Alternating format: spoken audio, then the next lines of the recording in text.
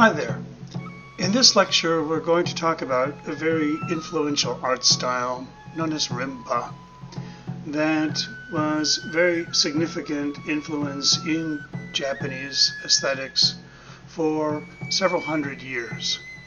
Before we get started on that, I need to talk a little about what was happening in Japan and China during the Kamakura period and this very important pivotal moment of the Mongol invasions that took place initially in 1274 and were concluded in 1281. The Yuan dynasty insisted that Japan recognize the superior power of China and pay fealty and become a vassal state. Japan refused, and China invaded. Now, the initial invasion was a fairly modest affair, and the Japanese were able to repulse it. In 1281, this massive invasion came to Japan, and through some strategic advantage and through extraordinary luck, the Japanese were able to repulse the Chinese invasions again. The failure of the Chinese invasions in Japan had huge implications for going forward for Japan. First of all, the Yuan dynasty lost its maritime power, and it sent enormous fleet and soldiers, and several thousands of them were drowned at sea as a giant wind came up and destroyed their boats. The Japanese held this as a kind of divine protection. They called this divine wind that crushed the Mongol invasion kamikaze. Now, the invasion returning to China, the Mughals were finding themselves in a weaker position in Asia. And with the overthrow of the Yuan dynasty a few decades later, we see the return of the Ming dynasty. The Ming dynasty also considered invading Japan, but looking at this history decided that Japan and the samurai sword was too much of a threat to warrant a further invasion. So for several hundred years, Japan was able to kind of be on its own and able to develop on its own. And the cult of the samurai was given this kind of new mythos, the idea of the kamikaze, the idea that they are the protectors of Japan. This was challenged several centuries later with the arrival of the Portuguese in 1543. The Portuguese arrived as traders, but the Portuguese also intended to dramatically influence what was happening in Japan. They offered new technologies, the musket, the cannon, new kinds of shipbuilding, and the Portuguese, as world travelers, also carried with them Christianity. All of these things eventually posed an extraordinary threat to the existence of the samurai. And it was through this sort of upheaval, the arrival of this new weaponry, that there was a civil war in Japan, and the forces of the shogunate shifted and changed as they adopted this new technology of guns and cannons. To consolidate their power, the new Tokugawa shogunate decided to come in and establish a very rigid hierarchy, and it unhoused and destroyed those clans that had fought against their coming to power. These defeated clans, the samurai being in a hereditary role, these defeated clans would go on and become ronin, meaning they had the status and maybe some of the hereditary money of the samurai class, but they were, in effect, non-existent houses that they defended. And so they became what's known as ronin, masterless samurai. Ronin were sort of a kind of dangerous element in this Edo period of Japan, because they were often hired out as either police, or as they were vigilantes, or as just criminals. And they had this very dangerous samurai sword that they carried with them. So the Edo period, with this new consolidation of power, eventually came to a head with the Portuguese in the Shimabara Rebellion, where the Portuguese were back Christian missionaries into converting the local populace into Christianity. The samurai thought this was a threat, and they violently crushed the Shimabara Rebellion in 1637. This is sort of the last major military battle for the samurai for quite some time. We enter into a fairly long period of peace, relative peace. There's skirmishes and uprising and protests and things like that. But the samurai of the Tokugawa government were very strict and ordered the way in which people lived and how they functioned in society. And they maintained that by trying to limit outside influences. So in 1639, Portuguese and all of our foreigners were kicked out of Japan.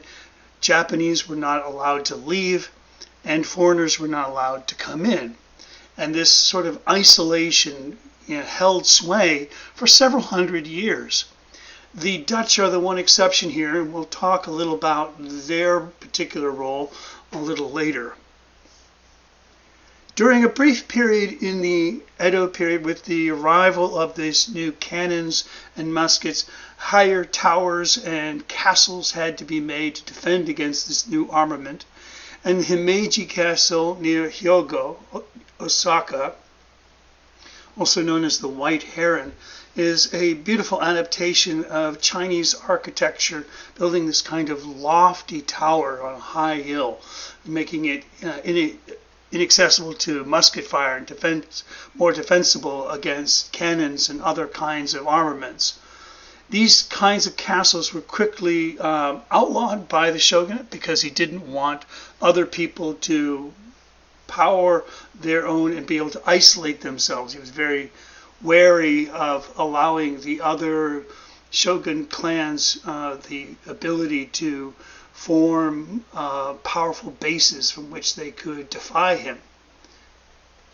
So this is the oldest surviving castle of this period. It's a twisting maze-like fortification designed to repulse invasion and withstand the cannon fire. Inside of these castles is a really extraordinary design, that the walls are made from timber, and they're framed with silk. And so this means that light passes through them. They have these beautiful painted surfaces. But it means that the castle, though it's got these heavy fortifications, light penetrates through the outer walls and through into the innermost chambers through these semi-transparent walls. Now, the style of art that was celebrated by the shogun at this time was the Kano School, which was essentially a variant of Chinese brush painting. You can see a very interesting interest in a subtle use of color, muted and very striking brushwork with ink washes to create rich values, focus on nature and organic forms. Kano Motonobu was one of the early and famous practitioners, which became established as this school, where artists would train under him and adopt this style, and then they would take on his name, Kano, as a way of kind of showing that they are inheriting his manner of working. This type of light brush work is known as suibokuga, or Sumi, water ink painting. And this is a kind of beautiful, clearly sort of striking brush strokes. You can see this kind of surging use of water and elements to create a kind of vibrant, intense, natural world.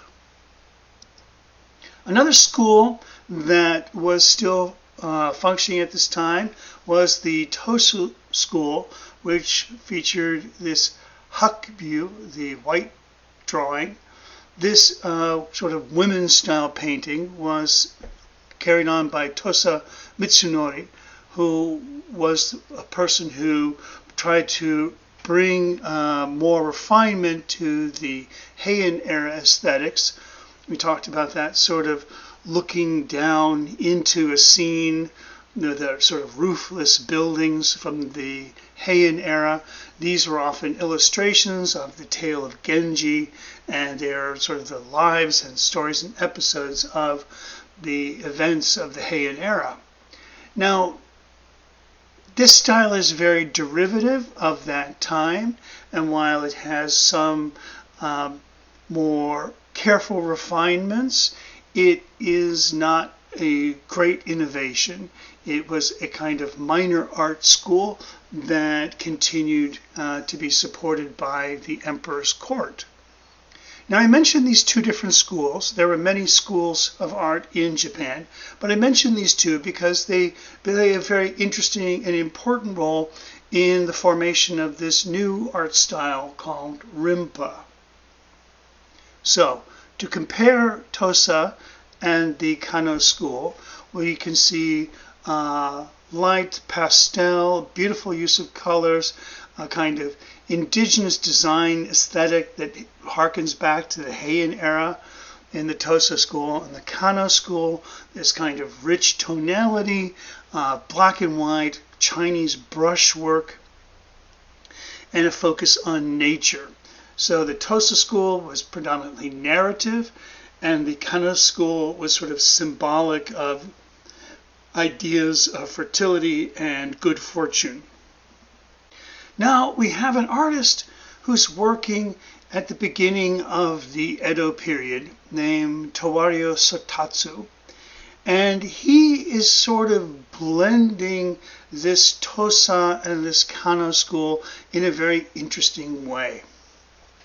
Now, Tawaya Sutatsu was a professional artist in the sense that he did not rely on the kinds of sponsorship or the patronage of the royal court or the samurai. He was more working with people like in the merchant class who were still fairly wealthy. He was making objects of beauty that they would desire. And so he's appealing to a different kind of clientele. And he's also kind of developing a vocabulary that sort of mixes elements of the natural world that was sort of imbued in the Kano school, but also some of that formality and that elegance and that floating quality that was so characteristic of the Tosa school. Now, what I'm going to show you often are folding screens. And although in the image here they are laid flat, you can see down below the way they would actually stand on the ground, a freestanding series of screens. There are narrow panels that are hinged together so they can fold close and be put away, or they can open up and present sort of cordon off a room, provide a small place of privacy.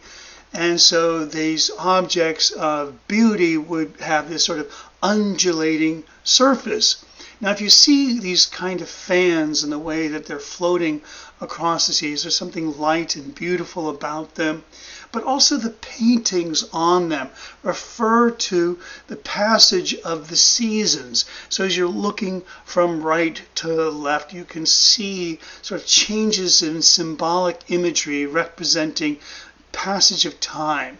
So there's a wonderful sense of a kind of formal beauty to these compositions, but also this sort of intricate way in which the symbolic value of nature plays a key role. Here is another work of art by Honami Koetsu, another sort of early Edo artist who was working in this style, which would later become known as Rimpa. And it is a writing box. So this is a lacquer box. This is a very soft wood, like a cedar, and has been finely finished. And then it has been lacquered with many, many, many layers of this hard shellac over it to make it incredibly durable. It's inlaid with mother and pearl and other metals and designs to give it this beautiful finish. Now, this writing box has this image of a bridge with this kind of wonderful swirling water in it. Now, it's difficult to see, but across that bridge is a series of sort of autumn leaves that are kind of given this sort of random pattern. Now, for someone who was knowledgeable, a scholar, or somebody who was well-versed in Heian era poetry, they would see this writing box and they would be immediately reminded of this beautiful poem by Koken Wakashu.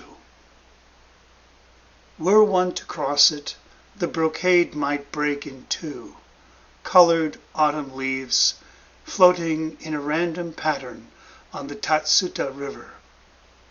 Now this is a lovely poem that creates a series of images. The first, the idea of a bridge. One, if were one to cross it. But then immediately it's not a bridge. It's described as a brocade, might break in two, meaning a kind of richly adorned piece of fabric. The brocade might break in two. The brocade might break means it's not a break. It is in fact colored autumn leaves. And they're floating in a random pattern, like a bridge, like a brocade. And so this series of images creates this idea of floating, of nature. It's symbolic. All of these important aesthetic values in the Heian era are being reintroduced into this Edo work of art. So when we look at this new emergent Rimpa style, we can see a way in which Rimpa is trying to harken back to that sort of elegant calligraphy, the floating, the decorated papers, the use of nature.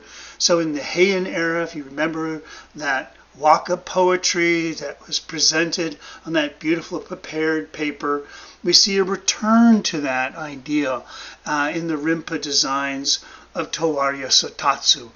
So these are artists who are really designers. They, not like a school of art traditionally, which focused on a particular variety of making, like they made lacquer boxes, or they made folding screens, or they made calligraphy. In this case, they're really designers, that they bring an idea to a craftsman, and they work with the craftsman and develop the imagery and the idea to create this new aesthetic work. And this is what was being sold in these new cities in the Edo period. So Tawario Satatsu, he is sort of exploring this sort of idea of hearkening both the Kano School, this idea of nature and the natural forms, and expressing this important ideas of the sort of symbolic power of nature, but also this kind of floating quality, this elegance of refinement that was so characteristic of the Heian school. of the Tosa designs. So Tawaya Sutatsu made this very famous folding screen, the waves at Matsushima, and it was Ogatakurin who then went back, seeing that screen, and made his own version of it. Now, Korin is the artist whose name actually gets attributed to this art movement. Ogatakurin did not work with Tawario Satatsu. They were not a part of a school. And yet, when we talk about Rin, the Korin, the R-I-N of his name, or R-I-M, that's Rinpa, the word pa at the end there, that means school. So even though Korin's name has been given to this emerging style of art in the Edo period, it really wasn't a school in the formal sense that it wasn't an artist adopting apprentices and training them in a particular style. These were artists who were distant by 50, 60 years, learning from each other, seeing their work and imitating it, and carrying on this idea, this style, in new works. So here we see Ogatakurin's take on Tawario Satatsu's folding screen. Let's put these two together and you can see how closely they follow a similar idea. Ogatakurin is making it bolder, he's making the colors brighter, he's using a more vibrant palette, closer to this sort of Kano School of natural forms, but then he's using larger shapes. He's using this kind of floating line that the ocean kind of merges with the sky, creating a sense that we're kind of looking down on the scene as if we were seeing it like a royal palace, that sort of peeking in from above. Now, Ogatakurin made many absolutely stunning works. As a designer, he worked with a number of different artists in ceramics, folding screens, and lacquer works, and calligraphy. And the aesthetic of these is so amazing. It just has this power and beauty and elegance. Notice how he has used gold to cover the entire sort of ground and sky. And then if you look very carefully at the lower left corner, you can see there's sort of a cut edge, a kind of opening where the gold leaf being applied is kind of left up.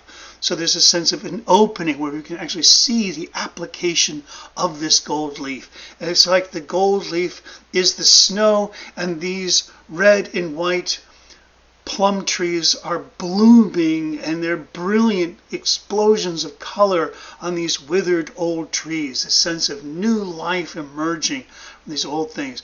You also want to look very closely now at the trunk of these trees. The shape is this beautiful organic form with this very striking silhouette. And then inside the shape of the trunk, it's using this sort of soft olive green splotches that are mossy, gross on the trunk. And this is developed through what's called a Tarashikomi Technique, where he's applying the lighter color onto the dark when it's still wet, so it sort of bleeds into and creates this kind of wonderful organic shapes and forms. Let's compare Ogatakurin's plum trees with a real classic example from the Kano School. This is Kano Itoku, a cypress tree on a golden background. You can see how much more obviously this is a sort of Chinese style painting. It has that sort of really strong, striking outline of forms, and we really become, aware of that sort of twisting line of the tree. It has a kind of all-over treatment to it that gives it that sense of this is a highly refined and decorated form. And the Ogatakurin's has this sort of elegance and has this kind of restraint and this way in which it shows us only the things it wants us to see. And in that way, it's much more aligned to that sort of Tosa ideal of restraint and that kind of floating. We're not immersed in a picture of a place. We're, in a sense, kind of having a sort of encounter with these very stylized and abstracted natural forms. And that's the part that I find really fascinating about Ogatakurin, is the way in which he's able to sort of meld both the natural world and these very organic and stylized forms. It's sort of like the waves of the water swirling here in this very decorative way. And yet that the branches, they're made in this, they flow in this very organic and very richly realized way. And yet then there's this gold field that makes it a very striking graphic. It really makes it stand out in a very beautiful and bold way. So this pair of folding screens, let's look at the design a little better. So when you can see it kind of all flattened out, you can see the water and the way the water moves in this very stylized manner. This is this way in which Ogatakurin sort of created this sort of tension between stylized decoration and organic forms. Here is a very famous work that now exists in Seattle. It is in Washington. It is an anonymous pair of folding screens called 100 Crows. This really brilliant use of silhouette to create this incredibly vibrant and dynamic composition of this murder of crows gives us this beautiful sense of both floating and this exciting energy, but also this kind of striking, bold graphic. And that's the idea of the gold ground and the natural forms are kind of in tension with each other in this sort of classic Rimpa style. So here is yet another artist who is taking up the Ogatakurin's style or manner of working.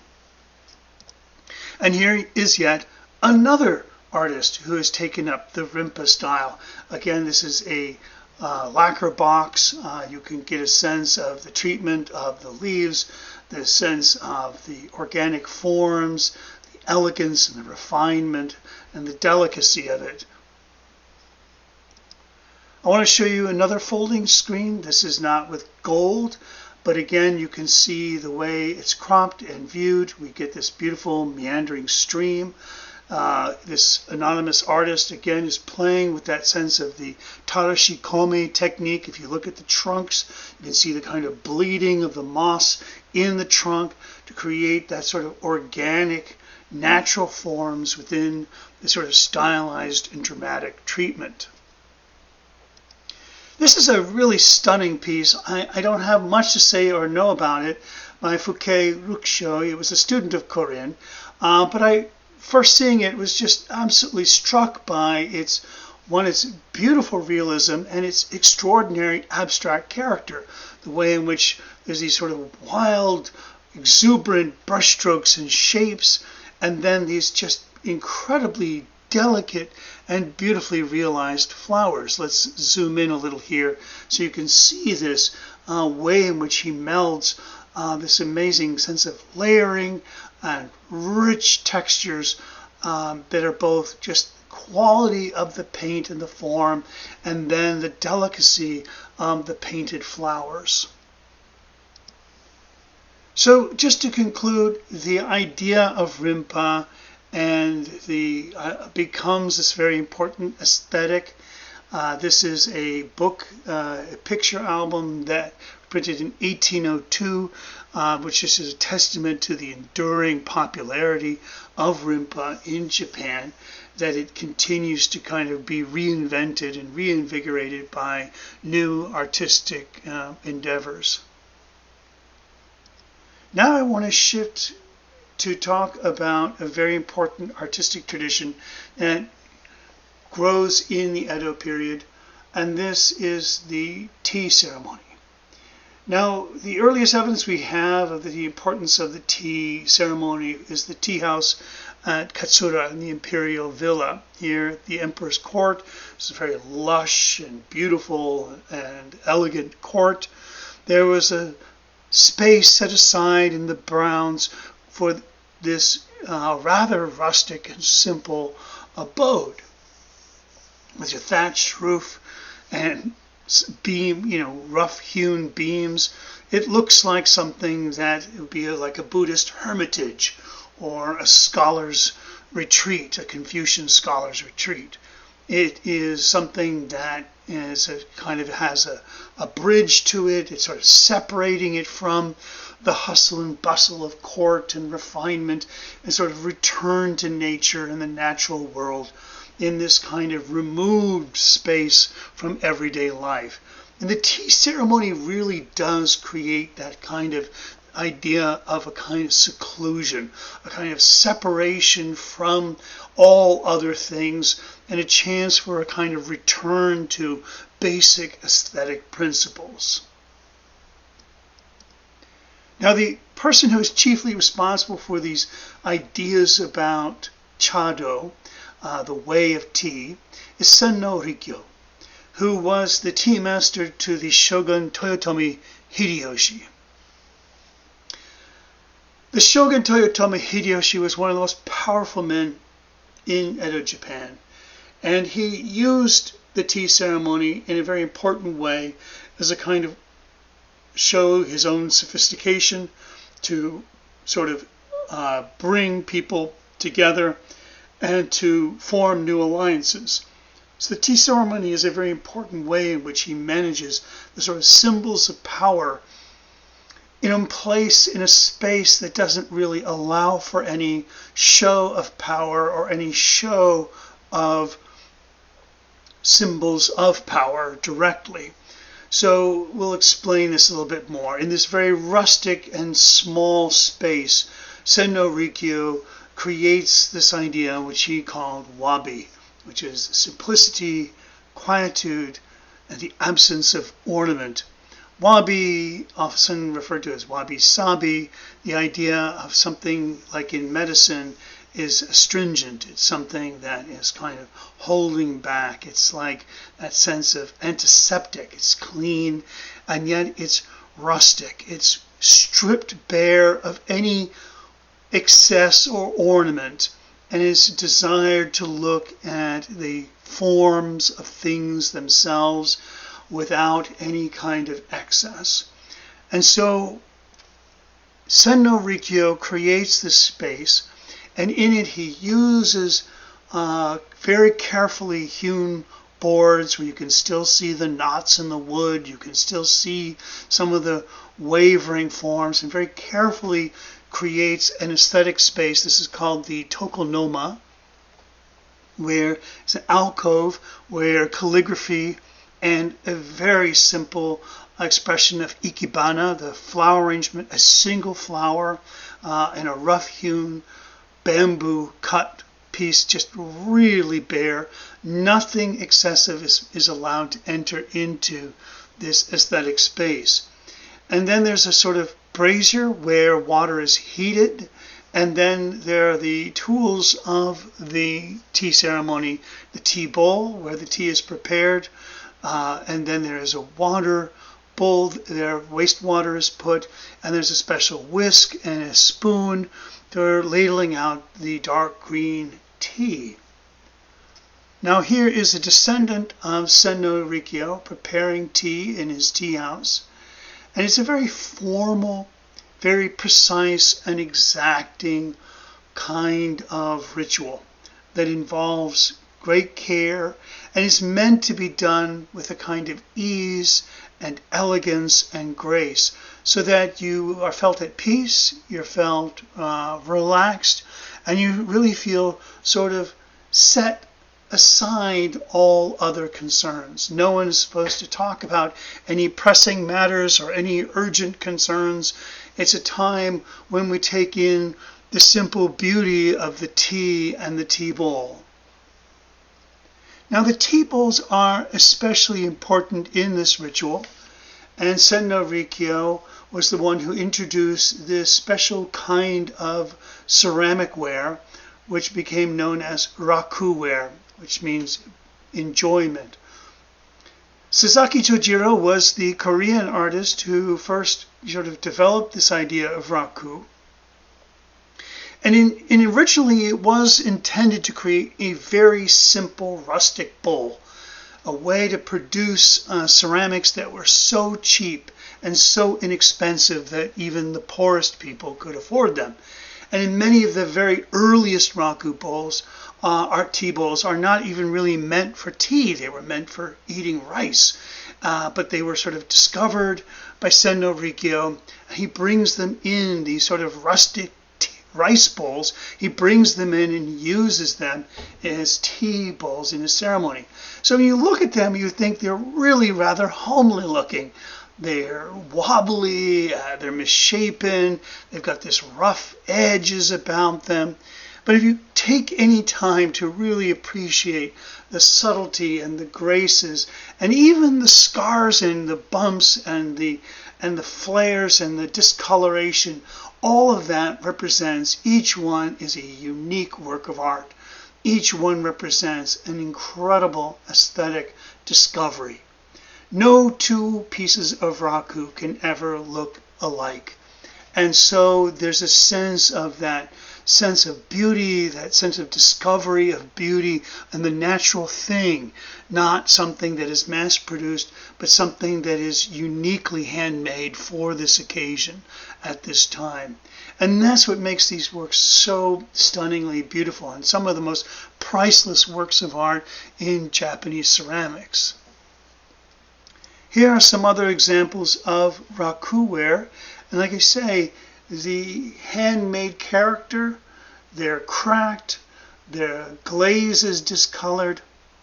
And this all happens through this very intense, very quick way in which they are fired. Now you see here on the lower right, this is a basic raku kiln. It's basically a place where a fire is made and heated up in a small chamber. A few pieces are put in there, and the heat that generates from there comes out, and these tiny pieces then, when they're still molten, when the glaze has begun to melt, they pull them out of the fire and they plunge them into either water, or they combust them into like pine needles, and they discolor.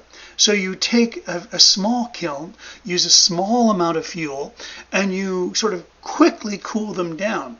Unlike most ceramics, which takes a very long time of slowly heating it up and then slowly cooling it down, you sort of cut the kiln process in half, making it very inexpensive to make because you're not using so much fuel to heat the pieces. But it does create a lot of accidents and breakings and failures. But the pieces that survive that are truly magnificent are unique works of a kind. So another very beautiful work of design that comes into the tea ceremony is that, well, these tea things break. And there had been a tradition of repairing them where, special metal clasps would be added and then they would be finished in such a way that you would hardly see the break before. But it came to the attention, this idea that the break was a part of the history. The break was something that added beauty to the work. So instead of repairing ceramics to make the breaks appear as if they had never happened, they carefully enlarged the cracks. They actually went in and filed the cracks larger and then reassembled the pieces so there was this gap. The place of the breakage was now wider.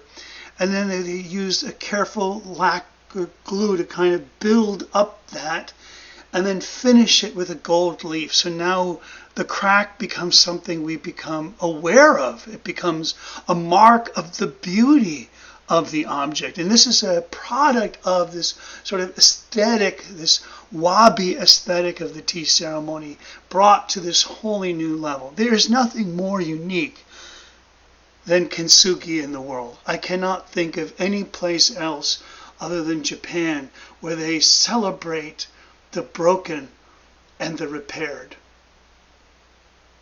Here's a dish with bamboo and leaves. So it's done in a kind of rimpa manner with this sort of elegant graphic quality. And it was, the kintsugi became another part of the sort of vocabulary of the rimpa style. I want to point out to you probably one of the most famous tea bowls of all. This is known as the kiseemon. It is a national treasure, a priceless artifact from the 16th century. It is a tea bowl, but in fact it was never made as a tea bowl. It comes from Korea. It was one of these early rice bowls that were used as tea bowls. You can see it's been quite battered, it's been quite discolored and misshapen, and yet the kind of praise that people lavish upon this bowl and its exquisite aesthetics will leave you speechless. I cannot begin to explain how this is a beautiful object. You have to believe me when I tell you that to understand this as a beautiful object requires a kind of selflessness, whereby we give up on the idea of beauty in order to merely look at what's in front of us. So let's have a little review here. How was Rimpa not the school of Korin? What were the stylistic precedences for Rimpa? How is Rimpa different from the Kano School? How is Rimpa different from the Tosa School? What of Rimpa survives into the 19th century?